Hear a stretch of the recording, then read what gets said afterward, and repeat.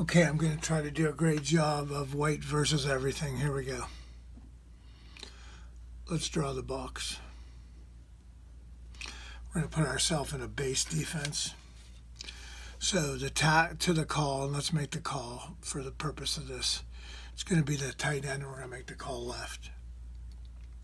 The tackle and the end are a 3 and a 6. Remember our rule: 1, 2, 3, 4, 5, 6. The nose and the rush and the split front are both going to be 3s too. The same rule: 1, 2, 3, 4, 5, 6. 4, 5, 6. How they get there and do what they're going to do, that's up to what we're doing on defense. Sam and Will, about 4 yards deep. Sam to the call, Will away from the call. About a 20 technique, but they could be an inside 10. So that's our initial box. Now, let's look at 2 widths to each side and try to explain some things. So the reason we're going to call this to the left is because the tight end's left. And we're going to put a flanker over here also. In the backfield, we'll put a quarterback with a sidecar. And we're going to put like a slot out. He should be back off. A slot out to the other side. Okay, so now our field corner, who's going to be represented by E, is always in relationship to number 1.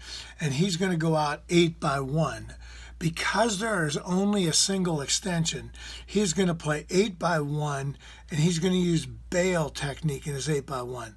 So that's going to be his alignment, kind of butt to the sideline, outside shade of the number 1, unless this number 1 takes him out too far, okay?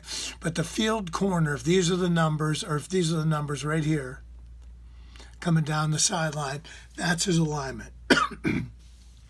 The spur is always going to be to the call. So if we're looking at the call, we've got the Sam, the tackle, the end, the spur, and the field corner to the call in white versus everything.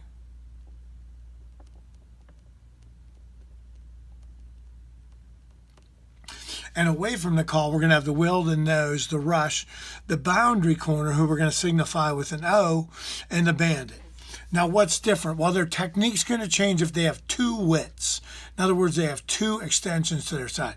If they have 2 extensions, the boundary corners rule is still 8 by 1, but it's going to now be inside number 1.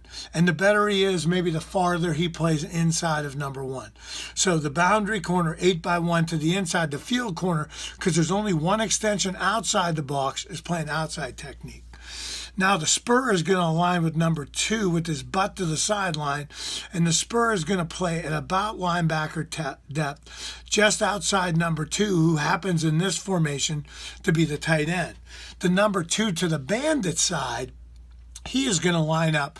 Depending on what they do with us out here, we're going to try to play him butt to the sideline too, at linebacker depth on the outside of number 2. Okay, if these guys are great, they're reading the box. If they're not great, they've got to clearly read number 2. It's kind of one and the same for the spur, although the tackle's a better read. The bandit's going to read the number 2 to his side, and his number 1 job will be, and the spur's number 1 job is to not let him go vertical. The free now is going to kind of play in the apex of this thing. Okay, so he's going to play in the middle if we have a grade free, about 12 yards deep. Okay, so the boundary corner, he's in the middle of this whole formation, middle of these giant 2 widths. Okay,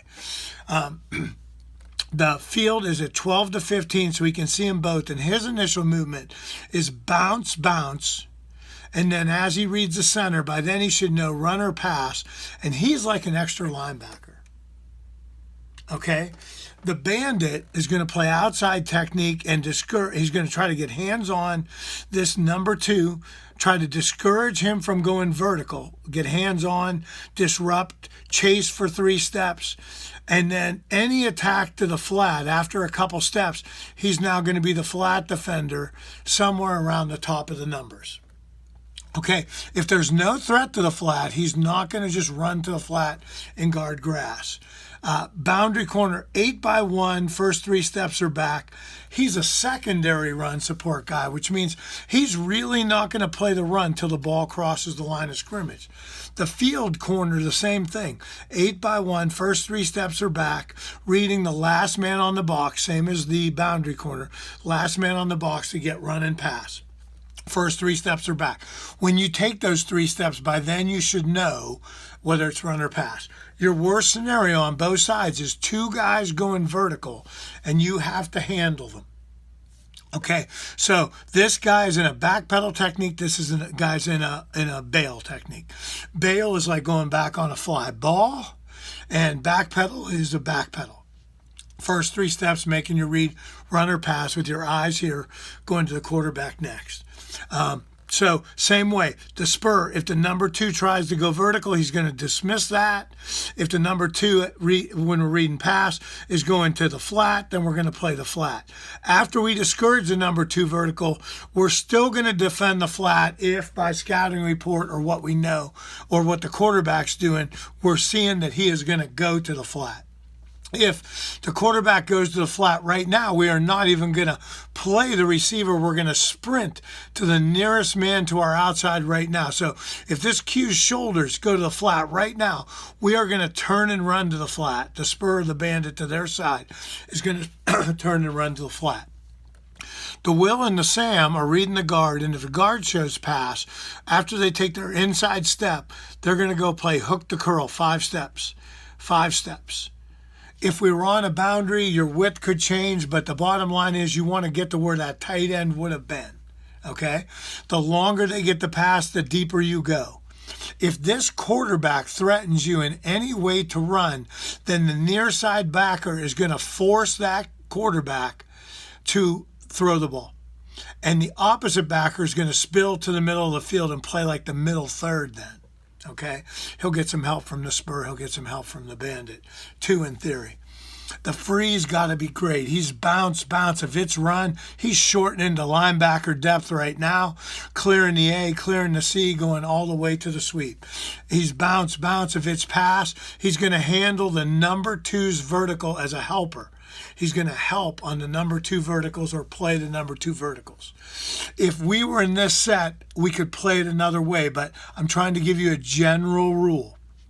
If, final bit of notes, if there's a number 3, if there's a trips to either side, we have to make a decision. Do we want to displace a third backer? If we do that, then we've got to move the front to make sure we're gap secure to the underneath gap. If the number 3 is to the tight end, we can't do it. We do not want to leave the tight end side of the box with no inside linebacker. So the way we would do that is we'd play the free all the way over the number 3, maybe shorter depth, and move, by his rule, the spur out to the number 2. Okay, so we have 10s, we've got 3s, we've got 6s.